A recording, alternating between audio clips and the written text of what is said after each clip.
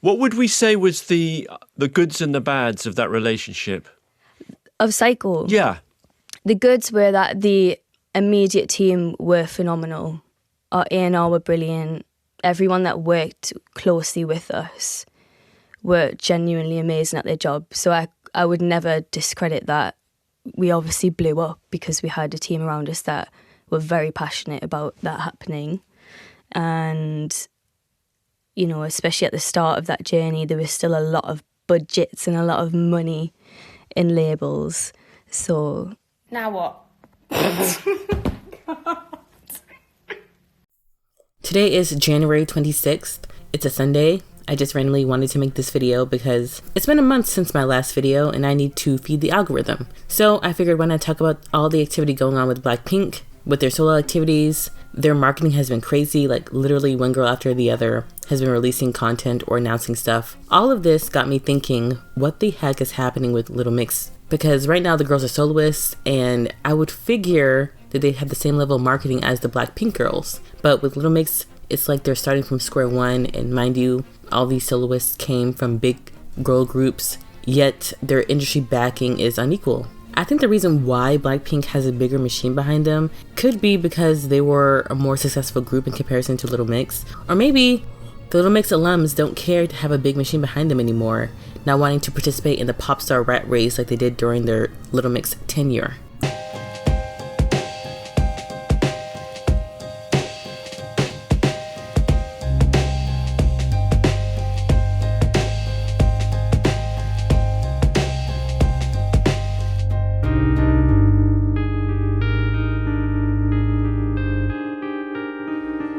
Currently, BlackPink's solo activity has been back-to-back with several members' announcements happening at the same time, and it's been hard to keep up. I figured there'd be some activity overlap, with 3/4 of the BlackPink members all announcing US solo activities around the same time, but what I've been seeing this week has been insane. On the 21st, Jennie made her album release date announcement, then at the same time, Rosé dropped her Skims Valentine's Day campaign.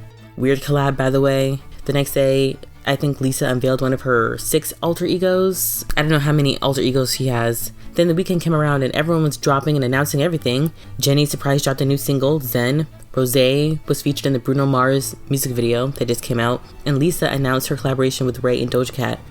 I'm so honored this day. I was like, ah! But wait, there's more. This morning I found out Jisoo is dropping a surprise mini album on Valentine's Day, and Jennie is releasing another single on the 31st. With all this activity, I'm starting to feel like that BlackPink comeback is actually happening, because the way these girls are promoting right now, they act like they have no time to waste. Still, I love the marketing campaigns that Jennie, Lisa, and Rosé had. Jennie had more of a mystique to her campaign. It's top secret. Dropping surprise singles, being vague on the concept of the album as a whole. Rosé had a similar release style, but the concept of her projects were very upfront. You know what you were getting. Lisa had a more traditional rollout. Very big performances were emphasized to try to create pop culture moments. It was interesting to see. Lisa's promotions, interesting enough, had more legs in comparison to the other girls. She dropped her first single summer 2024. She's tethered releases around big events. Her album, for example, would be released during her stint on The White Lotus Season 3. If her team is smart, she'd have song placements in the show, and with her starring in a very popular weekly series, it'll help with her album charting consistently on the 200. I can see Lisa being very successful with her album. Her marketing has been well thought out, strategic, and something I thought I'd see with the Little Mix soloists. Which, speaking of, how can I describe Jade Perry and Leanne's marketing thus far? It's been inconsistent, horribly paced, unprepared, and non-methodical.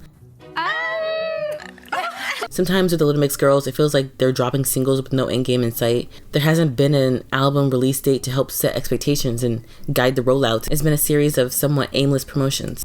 I think for me, I was so used to the big, well-oiled machine that Little Mix had when they were in a group that anything that didn't live up to that would be a disappointment to me. They used to have regular televised performances. They'd perform at big festivals, have the summer promo singles. I mean, the fans were constantly being fed content, and there's been loads of interviews seeing the girls act up, showing off their chemistry. We would expect an album every fall around the X Factor finales, tours in between each album, like it was a predictable, reliable machine. I don't think people would understand that. I really do. I'm a big fan. Now, I don't know what's going on. So basically, Little Mix was huge in the European market. Even though they had a strong presence in other markets, they didn't fully crack into those other markets.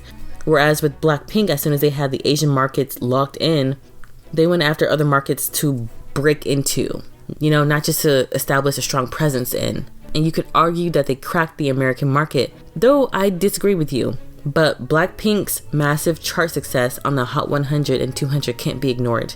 It was so good.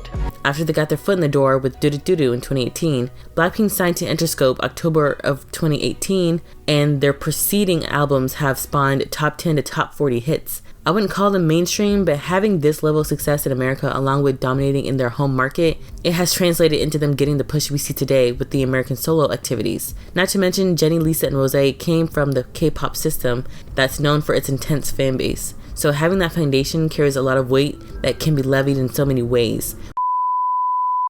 Editing me here for my poll, I checked out what discussion you guys voted on, and it was the tie between the legacy of BlackPink and the Better American campaign. So firstly, I'll be discussing BlackPink's legacy from an American perspective. Then after, I'll focus on Jennie, Rosé's, and Lisa's American campaign. Okay, so BlackPink is the most successful global girl group of the 2020s so far. Now, to be fair, they didn't have much competition stateside, so they kind of won by default. BlackPink showed that girl groups can still be commercially successful via the K-pop route. They, along with other international acts, proved how globalized pop culture had become, where despite the average listener centering American pop culture, audiences also keep tabs on the pop culture of other countries and industries. BlackPink was part of a wave of international acts gaining popularity in America with music not purely sung in English. However, I'd argue that despite not being mainstream like some of their Latin Afrobeats counterparts, they helped prove that a Korean twist on pop music and pop culture can also be a road to success, helping to establish a new blueprint for groups in America. And first and foremost, I just want to say, if BlackPink didn't exist, neither would Cat's Eye. Yeah. I'm theorizing Cat's Eye in the future of American pop groups will likely adopt BlackPink's model, thinking globally from day one, not just domestically. That means groups can start global, not just go the typical route where you expand domestically and then globally. BlackPink might have also influenced the future of girl groups not purely being American, where multiple members might not only be from different ethnicities but nationalities as well, as is the norm in K-pop, strategically branded for worldwide audiences. I also want to point out that if it weren't for the success of BlackPink or K-pop in general, we wouldn't see Asian female members in Western groups like we do now. That means a lot to me because growing up, there wasn't many people like me. I was the minority. And have y'all noticed newer pop groups have an Asian member because they understand how lucrative the Asian market can be? A group that catches my eye is Iconics. They label themselves J-pop and R&B. I saw them and mine was blown. This was a black group with mixed race Asian members. I've never seen anything like that before. And no, I'm not including Imagine, who had at one point 2 mixed Malaysian members, but now they could be disbanded altogether, who knows. Iconics' lineup is very ambitious. If they pull off attracting an international audience, things could go great for them. FYI, their second single, Paper Planes, just dropped, so please support and check them out. So I'm just going to do a little mini review. BlackPink's American legacy is two-sided. For girl groups, they proved the female ensemble is still viable, but only if it evolves, embracing global sounds, fashion, and digital-first fandoms. And 2, for pop culture, they helped dismantle the myth of American solo cultural dominance, showing that K-pop, Latin pop, and Afrobeat can coexist at the top of the charts. And of course, I credit them for helping to introduce the Korean idol music industry to a global audience. With Little Mix having all their eggs in the European market, it limited them. Had they had the same success in Europe and other countries like Japan, Brazil, or even America, I think they have more backing. Because after Little Mix announced their hiatus, most of their fans left. Oh my god. that's a great track. They're not like K-pop fans who are more ride or die. European fans, like American fans, when it comes to groups like Little Mix, most of the time we leave as soon as we grow out of them or when the group ages out.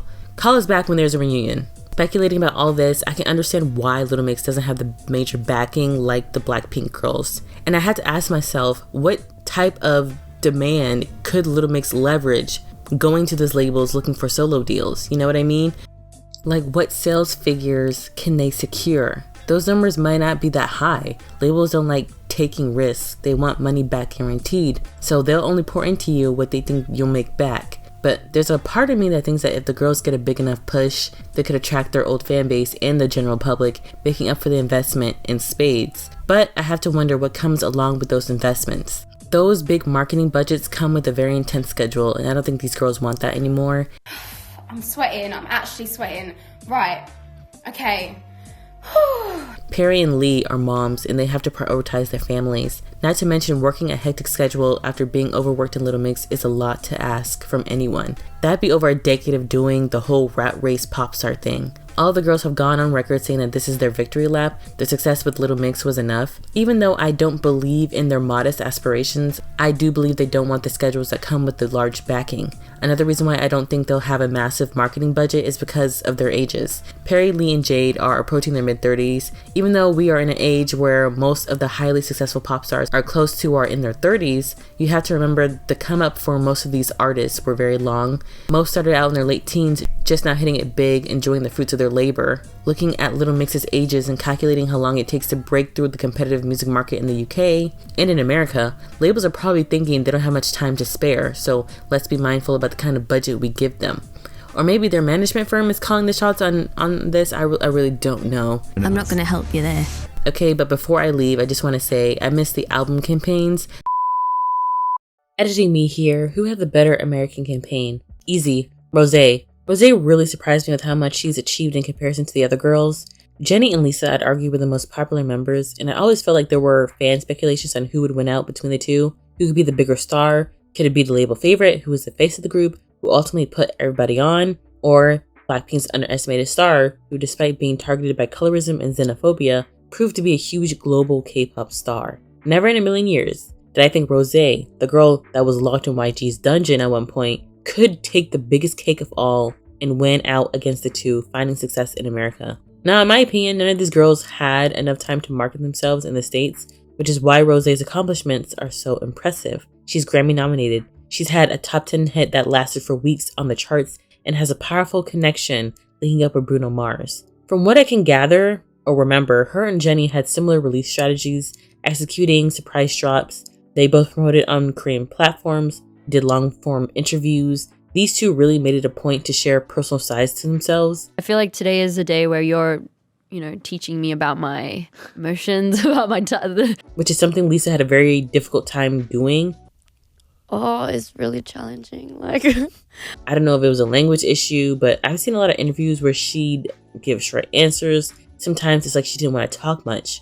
It was too flustered. I mean, it was very disappointing considering Lisa had everything lined up to succeed. She was on a very popular TV show, something she could tailor her releases around. She had big collaborations, she had big stages, and yet she couldn't really cross over. If anything, Lisa had more scandals, some stemming from her scantily clad outfits, something all three girls were guilty of. But with Lisa and Jennie being the rappers of the group, in my opinion, they had to follow the raunchy female rap aesthetic, or maybe they felt like they had to, as much as they could. Whereas with Rosé being a confessional pop star, her path allowed for more flexibility. She was doing more flirty, sensual looks, nothing explicit per se. What's so interesting about Rosé is that her archetype is very conducive for superstardom in America in the 2020s. She's very relatable, down to earth, something Jennie separated herself from, promoting herself as unobtainable. And with the rise of Olivia Rodrigo, Gracie Abrams, and Taylor Swift being the biggest star out now, Rosé can fit right on in. However, Rosé still needs to find her niche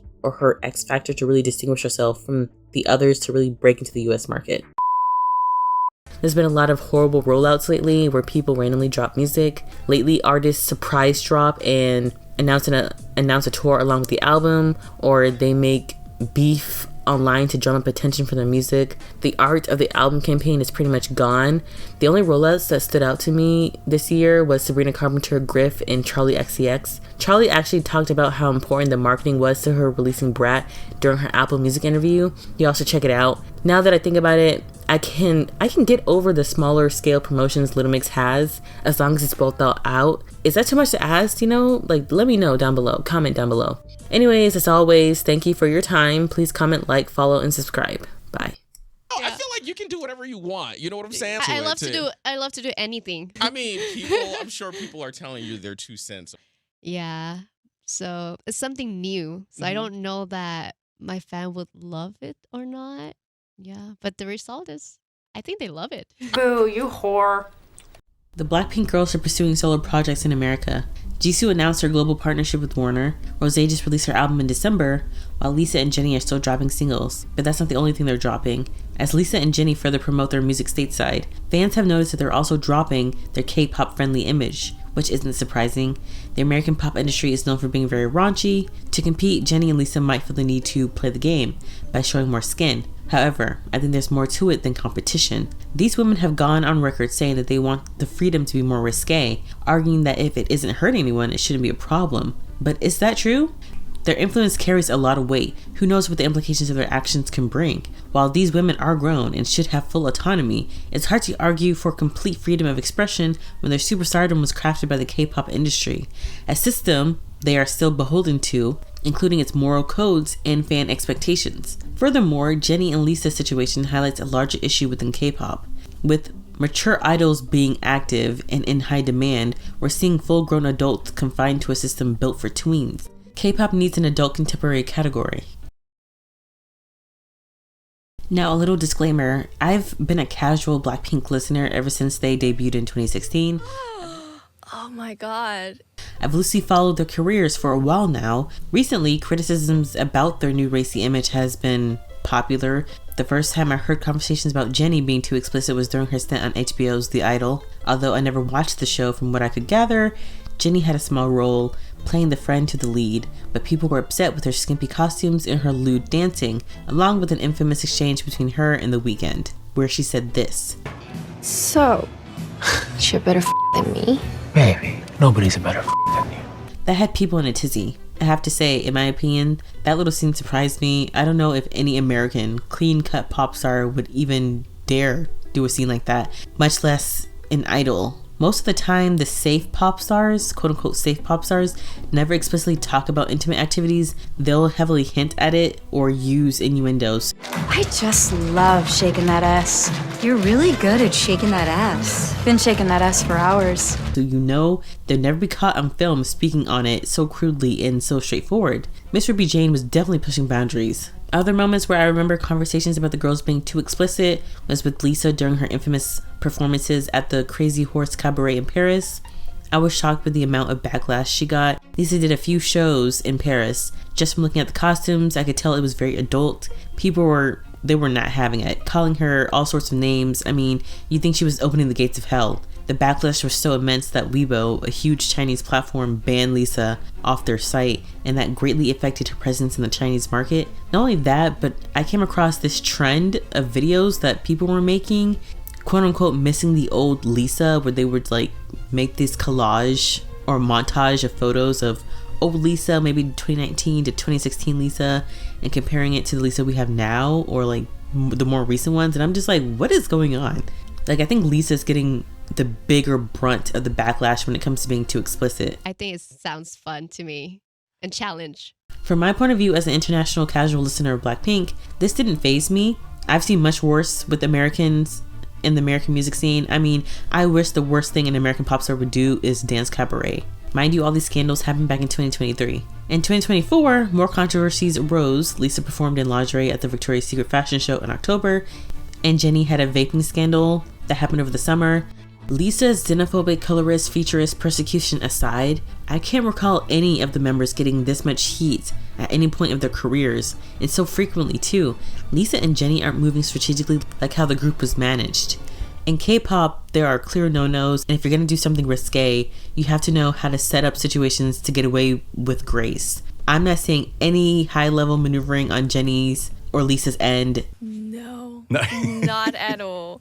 It could be because they're managing themselves for their solo activities in the US, with Jennie creating Odd Atelier and Lisa creating her team with Loud. Managing themselves gives them more freedom that they've always wanted, but since they are still under YG for group activities, they have one foot in the American industry and one foot in the K-pop industry. They still must adhere to K-pop moral standards to some degree. Harper's Bazaar did an interview with Jennie where they explained a K-pop idol's moral responsibility pretty well. Quote, "It's impossible to understand Jennie without understanding K-pop, the 10 billion a year industry so vital to South Korea's national identity that the government has funded the development and the global marketing of the industry for decades. The idols in turn act as cultural ambassadors of the Korean lifestyle and demeanor. Their positive representation of the country is as crucial as the fandom or music itself.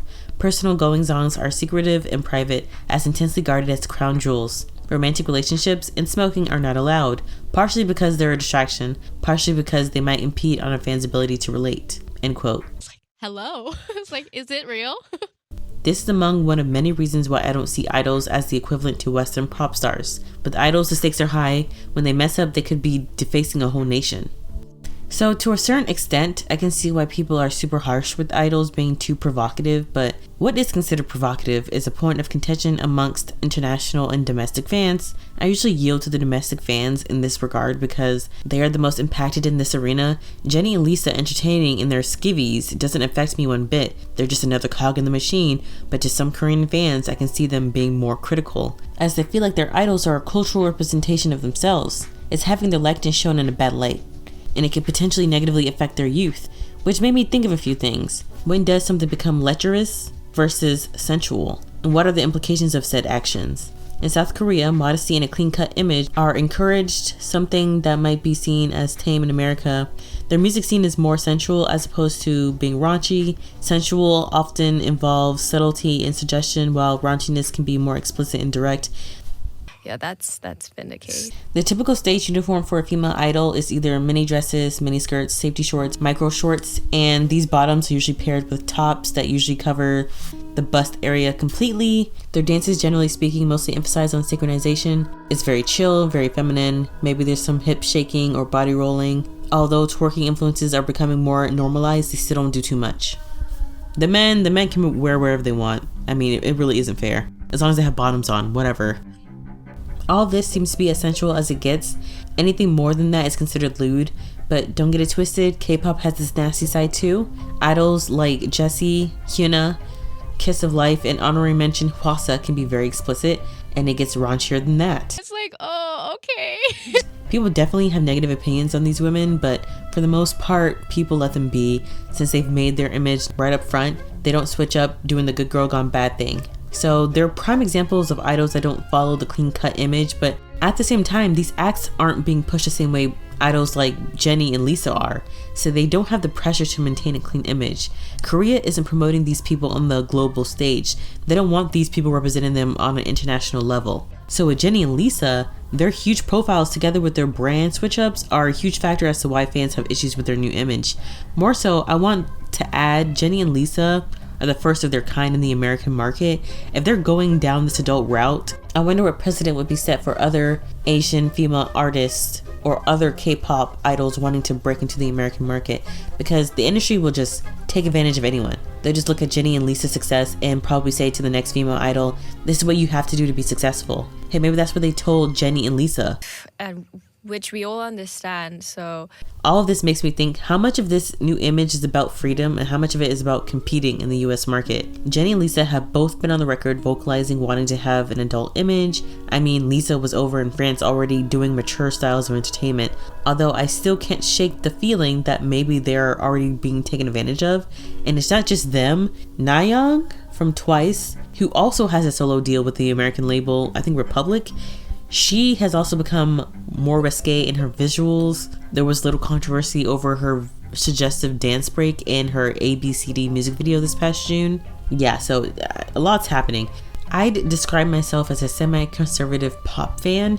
I don't like any dances that show your full kitty cat, full frontal or back frontal. A half twerk will do, and I don't mind full legs showing as long as the back is fully covered. I also would prefer full cleavage or half the cleavage being covered. Okay, so you're showing me under boob, please cover that top half. If you're showing me top half, please cover up the under boob. Okay, I don't want any string action going on.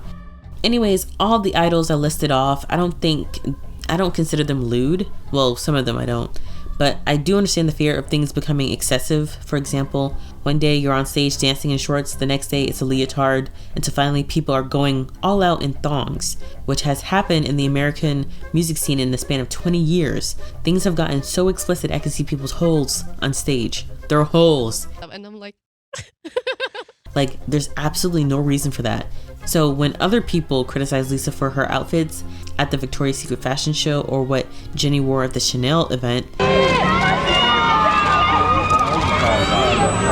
oh my god. In my opinion, I think people are worried about where it could lead to. It's a slippery slope because when there's a female pop star in skimpy clothes, quote unquote, owning her sexuality, speaking about quote unquote female empowerment, yet there's no regulations on how to respect these female bodies and how to not objectify them whilst being in a misogynistic society, it just spells trouble. What? Listen. I feel like I'm like sitting here like just screaming the whole time. First off, long-term hyposexualization in pop culture has a slew of negative effects on society. People can develop negative body issues with how they value themselves, what they think their bodies are worth. I mean, how many female rappers were advertising using their bodies to get a bag? Nah, just get a job. Seriously. All of these feeds into the objectification of the female form, making girls think that their value relies in their physical appearances. That's just one of many issues it can cause. And I'm talking about the men as well as the women pop stars participating in explicit activity. Some of these male entertainers need to get checked too. Those who objectify women in their lyrics and videos, along with those male pop stars who also overdo it with the images they push. All of this promotes terrible gender dynamics and encourages no intimacy or care between sexes. I know this video is about Jennie and Lisa, but there's a larger conversation to be had with society, along with said pop stars in the industry.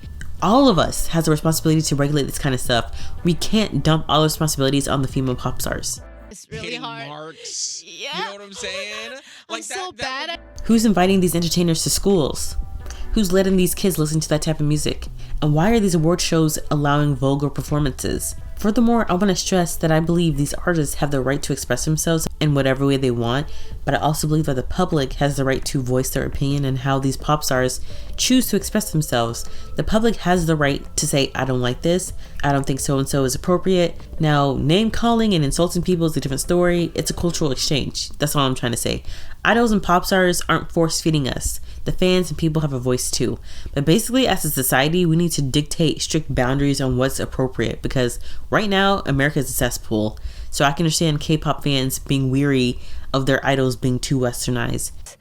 Yeah, they're gonna start getting used to that maybe. It's funny, one of the reasons why I liked K-pop was because I thought it was modest compared to the American music industry. Although K-pop still has its issues, don't get me wrong, I knew I could rely on K-pop for clean entertainment.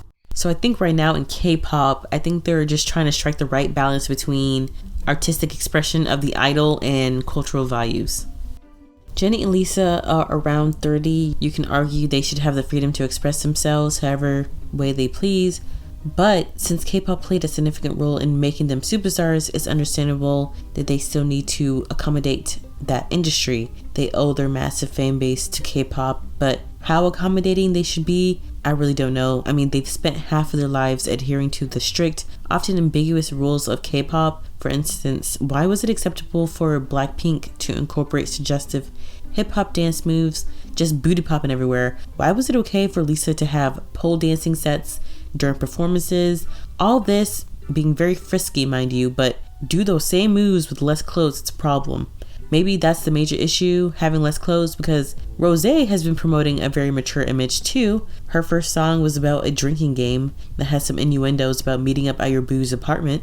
Okay, Rosé was on Paper Mag, photographed with cigars. In the Toxic to the End music video, we see her in her undies with her love interest, you know, implicating a very adult activity. And I was like, oh. Yeah. I've heard no criticism about her, so is it the lack of clothing? Y'all let me know, seriously. No matter how they did it, Jennie and Lisa would still get flack over their adult image because of their high profile. Had they gone independent with their projects displaying the same aesthetic, it still would have been a problem. Their best route would have been to cut ties with any K-pop Korean company completely and do their own thing. That way they wouldn't be expected to adhere to strict moral K-pop codes. They'll still get flack, but I don't think it would be as intense as it is now. And they'd have a legitimate reason to carry on like they've been doing. Because having one foot in the K-pop industry and another in America, I think they're trying to have their cake and eat it too. They gotta land one way or the other. I think right now K-pop fans, particularly the Korean ones, are trying to create a new standard on what is acceptable or not. I mean, they created these idols, after all. They're the backbones of the idol system, and they are where the money resides. Without their infrastructure, none of these idols would reach the audience that they have. If they don't want the idols who rep them on a national level to show themselves in this way, they have a right to an opinion, maybe to even some demands. I don't know. But I will say there's a lot of nasty language and behavior in how some of these fans choose to voice their thoughts on these female idols, so there's a lot of sexism happening. All of this brought me to this thought. K-pop needs an adult contemporary category. Now more than ever, there are older idol groups pushing 30 and over who are still in demand, and they're operating in a system designed to target kids. How much maturity can you show in a system like that? In the past, the lifespan of an idol was way shorter. Idols entering their late 20s and older wasn't the norm. So in the past, they'd cycle out idols around their mid-20s and start fresh with new people, still targeting tweens and teens. But what happens when the fandom gets older and craves something more adult? How would you promote that idol, that mature idol, in this kid-friendly system? There needs to be adult platforms to promote mature idols along with their mature concepts. In America, we have adult categories for every genre and platforms to promote them. Pop has adult contemporary, which encompasses loads of different genres. There's adult R&B, airplay, all that stuff. Country music is generally older. It's, mainly adult. Then there's the Grammys, that's geared towards a mature audience. CMAs, People Choice Awards, Soul Train, Black Honors Awards. For the kids, there's the KCAs, TCAs. For everyone in between, there's the BMAs, the AMAs, the PCAs, the VMAs, the BTs, all that good stuff. K-pop needs to expand to accommodate an older audience and older acts. In conclusion, I think we all can come from a place of understanding. Domestic fans understand that Jennie and Lisa want to exercise some adult freedom. These girls have spent their careers accommodating their fan base. I think they deserve some understanding at the very least. It was all fun and games when they were booty popping in BlackPink. Don't switch up on them now. We should have constructive criticism and respectful dialogue about this whole thing. I think that's one method that'll lead to common ground. It's also a good idea to expand the idol industry, adapting to mature fans and idols, where they can promote and be on platforms specifically for them to make content, all that stuff. And people, remember, you always have a choice. If you can't tolerate what Lisa and Jennie are doing, you can always leave. But don't sit around and trouble them. Actions speak louder than words. As always, thank you for your time. Please comment, like, subscribe, follow, all that good stuff. Goodbye. Gretchen, switch sides with Katie. But I'm always on your left. Well, that was when there were 3 of us, and now the tallest go in the middle. But the whole dance will be backwards. I'm always on your left. And right now you're getting on my last nerve. Switch. And finally, please welcome to the stage, Santa's Helpers doing... From Chloe and Halle, Fifth Harmony, Little Mix, and BlackPink, girl groups have been star-making machines for decades. They cultivate dedicated audiences and are curated cultural products. So they're perfect machines to produce global icons. But here's the strange paradox. Often, in recent times especially, the one member everyone expects to be the next global superstar ends up struggling the most. Think about it. Chloe Bailey, Lisa from BlackPink, they were all picked for solo domination, yet their journeys have been anything but a straight shot to the top, especially regarding Perry Edwards. So what is the curse of the girl group breakout star, and why does the path to solo fame so often seem to lead to a dead end? This isn't just a series of unlucky breaks, it's a pattern. The industry, the media, and even the fans anoint a successor, the chosen one, destined to eclipse the group's fame. But history shows the coronation is often predestined. The road to solo stardom is uniquely dangerous for the chosen one, plagued by a specific set of challenges. I'm going to break down the key quote-unquote curses that haunt them, the crushing burden of expectation, the daunting challenges of rebranding, and the destabilizing loss of a built-in support system.